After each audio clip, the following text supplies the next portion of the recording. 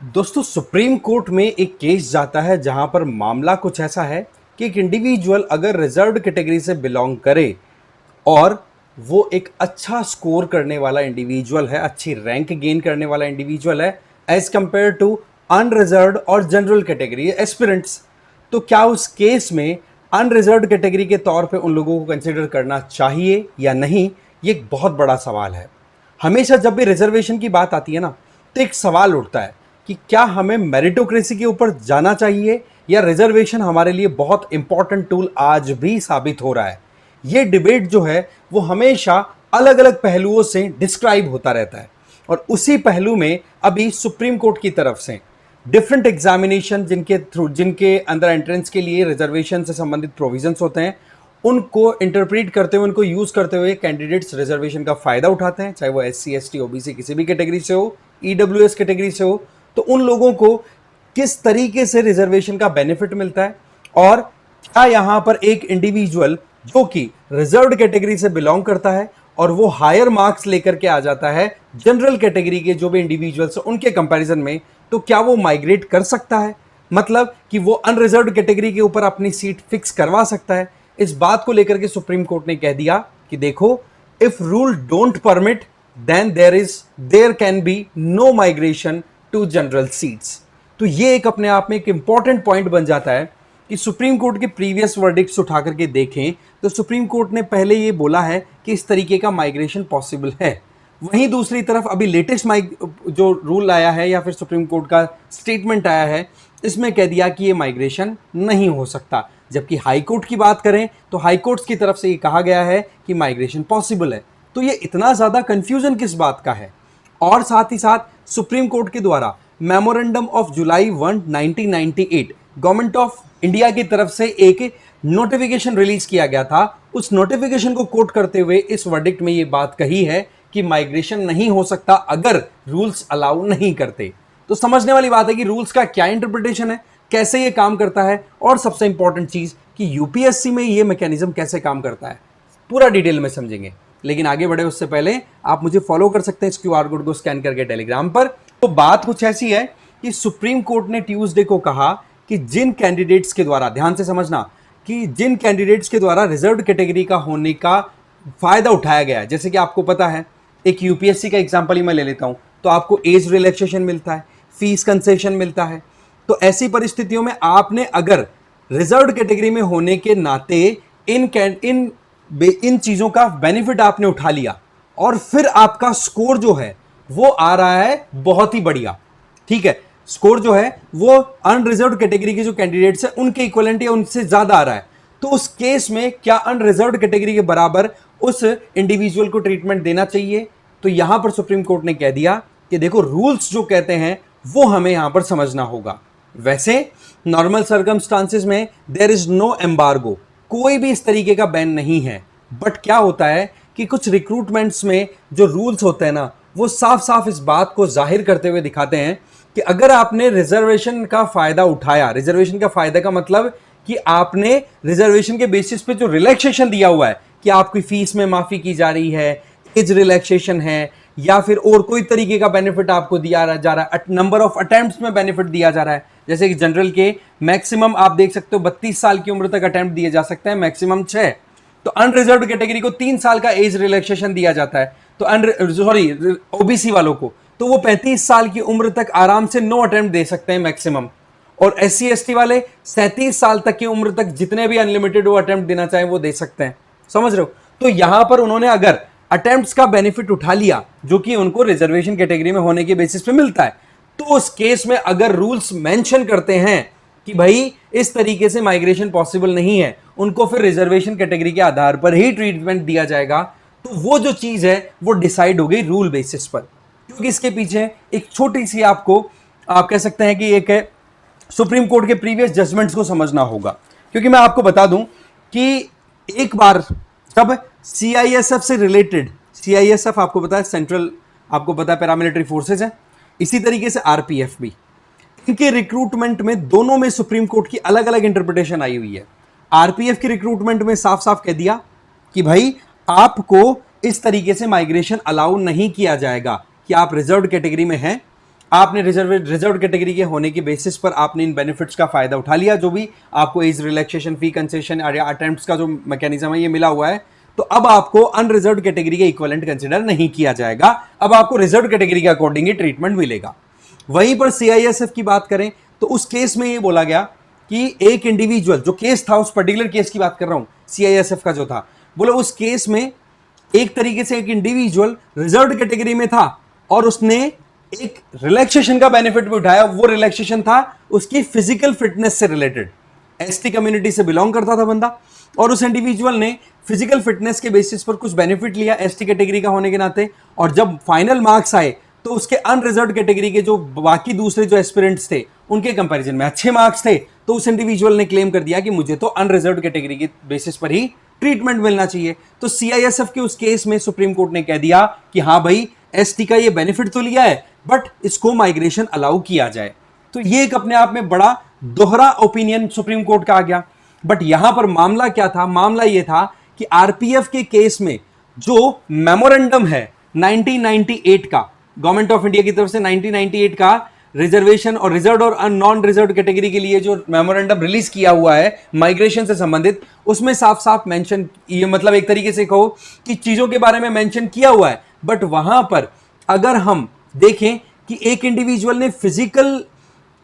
जो पैरामीटर्स हैं उन पे बेनिफिट लिया, उसका एडवांटेज लिया अपने रिजर्वेशन कैटेगरी के बेसिस पर, और फिर वो बाद में स्कोर करके आगे जा रहा है, तो उस केस में उसको अलाउ किया जाए। ये बात तो गई सीआईएसएफ की कि भाई फिजिकल वाला जो पैरामीटर है वो रूल्स में मेंशन नहीं है। बट वहीं पर आरपीएफ की बात करें तो इसके रूल्स की बात की जाए तो वहां पर इस तरीके का माइग्रेशन अलाउड नहीं है। तो कुल मिलाकर के पॉइंट यह है कि जब गवर्नमेंट रिक्रूटमेंट्स की बात आती है तो आप किस लेवल के रिक्रूटमेंट की बात करते हैं, कहां पर अपने सिलेक्शन की बात करते हैं? सेंट्रल लेवल पे किस एजेंसी ने वो एग्जाम कराई है, उस एजेंसी के क्या रूल रेगुलेशन है, किन नोटिफिकेशंस को वो फॉलो कर रहे हैं, उनके आधार पर ये डिसाइड किया जाता है कि रिजर्व कैटेगरी में होने के बाद में भी अनरिजर्व कैटेगरी में आपको कैसे डाला जा सकता है, जिसको हम बोलते हैं रोस्टर सिस्टम। वहीं दूसरी तरफ सेंट्रल गवर्नमेंट के अगर कोई नोटिफिकेशन के बेसिस पर आप कोई एग्जाम के लिए जाते हैं तो वहां पर आपको 1998 का रिजर्वेशन से रिलेटेड जो मेमोरेंडम है वो आपको ध्यान से देखने की जरूरत होती है। तो बात कुछ ऐसी है कि दिल्ली हाईकोर्ट में 2018 में एक ऐसा केस आया था जिसमें दिल्ली हाईकोर्ट ने साफ साफ ये कह दिया था कि देखो जी, एक इंडिविजुअल अगर रिजर्व्ड कैटेगरी का है तो कोई प्रॉब्लम नहीं है, अगर उसने अनरिजर्व्ड कैटेगरी के कैंडिडेट से ज्यादा स्कोर किया है तो उसको अनरिजर्व्ड कैटेगरी का ट्रीटमेंट दिया जाए। तो दिल्ली हाईकोर्ट ने तो 2018 में ये बोल दिया, जो कि 2015 में एसएससी का केस था, कांस्टेबल की पोस्ट को लेकर के ये मामला था। तो दिल्ली हाईकोर्ट ने तो मोरलेस अपनी तरफ से चीजों को रिपीट कर दिया बिना कोई देखे हुए चीजों को। बट यहां पर सुप्रीम कोर्ट ने जो बात बोली है वो हमें समझनी है कि ये चीजें डिपेंड करती हैं रूल्स पे कि कौन सी एग्जाम आप दे रहे हैं। जैसे कि यूनियन गवर्नमेंट के बेसिस पर सेंट्रल गवर्नमेंट के अंडर में कोई एग्जाम हो रही है तो सीधी बात है 1 जुलाई 1998 का जो ऑफिस मेमोरेंडम है वो देखना पड़ेगा। अब यहां पर यूपीएससी के केस की हम बात कर लेते हैं एक बार। आपको पता है कि अगर आप 32 साल की उम्र तक हैं तो आप अगर एग्जाम दे रहे हैं ना, फिर चाहे आप किसी भी कैटेगरी के अंदर हो, रिजर्वेशन का बेनिफिट नहीं ले रहे हो, ध्यान से समझना, आप 32 साल की उम्र तक हैं, अटेम्प्ट दे रहे हो यूपीएससी का और रिजर्वेशन कैटेगरी के होने के बेसिस पर आप कुछ बेनिफिट नहीं ले रहे हो, तो फिर आप चाहे रिजर्व्ड कैटेगरी में अपने आप को शो करवाओ पर आपको ट्रीटमेंट मिल जाएगा इजीली अनरिजर्व्ड कैटेगरी के बेसिस पे। जैसे कि मैं आपको एक छोटा सा एग्जांपल देता हूं 2024 एग्जाम का। 2024 एग्जाम में आप रैंक नंबर 11 को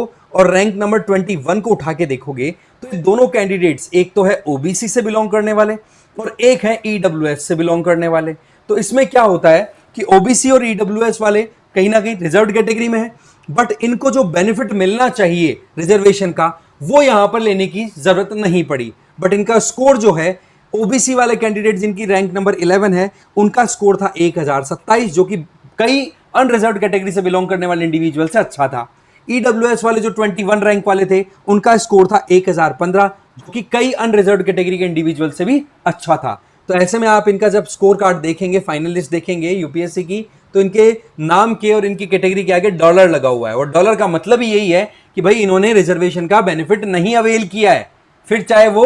अटेम्प्ट्स के बेसिस पे हो, एज रिलैक्सेशन के बेसिस पे हो, मतलब उन्होंने एक जनरल कैटेगरी के होने के नाते उसी के हिसाब से बस फॉर्म भर दिया, केवल शो कर दिया कि हम ओबीसी या ईडब्ल्यूएस से बिलोंग करते हैं, बट उन्होंने बेनिफिट नहीं लिया। तो उस पॉइंट ऑफ व्यू से देखा जाए तो उनको फिर माइग्रेशन यहां पर अलाउ किया गया। बट वहीं दूसरी तरफ एक इंडिविजुअल अगर ओबीसी कैटेगरी से बिलोंग करता है या एससी एसटी कैटेगरी से बिलोंग करता है और वो इंडिविजुअल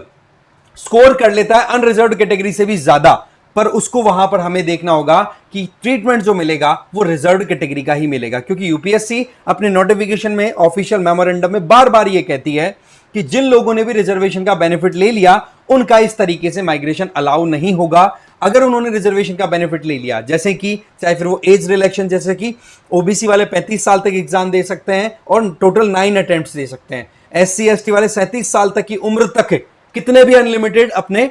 अटेम्प्ट दे सकते हैं, 9 दे सकते हैं, 10 15 जितने भी उनको देने हैं, समझ गए। तो कुल मिलाकर के अगर ओबीसी एससी एसटी कैटेगरी में होने के नाते आपने कोई भी बेनिफिट ले लिया, ईडब्ल्यूएस में होने के नाते आपने कोई बेनिफिट ले लिया, रिजर्व्ड कैटेगरी में होने के नाते, चाहे वो नंबर ऑफ अटेम्प्ट्स में लो या एज में लो, फिर आपका माइग्रेशन अनरिजर्व्ड कैटेगरी की तरफ नहीं जाएगा। वो यूपीएससी एकदम क्लियर करके चलती है। तो ये एक अपने आप में सुप्रीम कोर्ट का एक बहुत ही इंपॉर्टेंट वर्डिक्ट आया है। और दिल्ली हाई कोर्ट का जो केस था ना, वो तो मोर और लेस आप देखो 2010 का एक केस आया था, Jitendra Kumar Singh versus state of UP. उस केस में जिसके ऊपर दिल्ली हाई कोर्ट ने डिपेंडेंसी शो की थी एसएससी रिक्रूटमेंट में, वहां पर क्या था कि आप देखो कि उस टाइम पर जो रिक्रूटमेंट का जो मामला था वो उत्तर प्रदेश सरकार के द्वारा या उत्तर प्रदेश स्टेट के अंदर जो एग्जाम कंडक्ट होती है उसके आधार पर है। और वो रूल लगता है वहां पर यूपी में, UP police service reservation for scheduled caste, scheduled tribe और अदर बैकवर्ड क्लासेस एक्ट 1994, जिसमें इस तरीके के माइग्रेशन अलाउ किए जाते हैं। तो ऐसे में जो दिल्ली हाई कोर्ट का इंटरप्रिटेशन था ना, वो तो मोर और लेस इस यूपी वाले 2010 के केस को देखते हुए दिया था कि चलो ठीक है, अगर वहां पर किया था तो एग्जैक्टली सेंट्रल लेवल पे भी किया जा सकता है। तो इसमें यहां पर दिमाग नहीं लगाया था कि वो रूल्स के ऊपर आधारित है। बट सुप्रीम कोर्ट में जब ये लेटेस्ट मामला गया तो सुप्रीम कोर्ट ने कह दिया कि जितेंद्र कुमार केस का मामला अगर उठा के देखो तो वो यूपी का था, स्टेट वाइज देखो, और अभी जो लेटेस्ट केस आया वो बोले सेंट्रल गवर्नमेंट से रिलेटेड है। तो उस केस में आपको समझना होगा कि 1998 का जो ऑफिस मेमोरेंडम है, क्या वो इस तरीके से माइग्रेशन अलाउ करता है? अगर करता है तो यस, आप एक रिजर्व्ड कैटेगरी के इंडिविजुअल को अच्छे स्कोर के बेसिस पे अनरिजर्व ट्रीट कर सकते हो, और अगर वो नहीं अलाउ करता है तो ऐसा नहीं होगा। जबकि 1998 का ऑफिस मेमोरेंडम इस तरीके से अलाउ नहीं करता, जैसा कि मैंने आपको ऑलरेडी आरपीएफ का जो केस था उसमें देखा। जबकि सीआईएसएफ के अंदर देखें तो वहां पर जो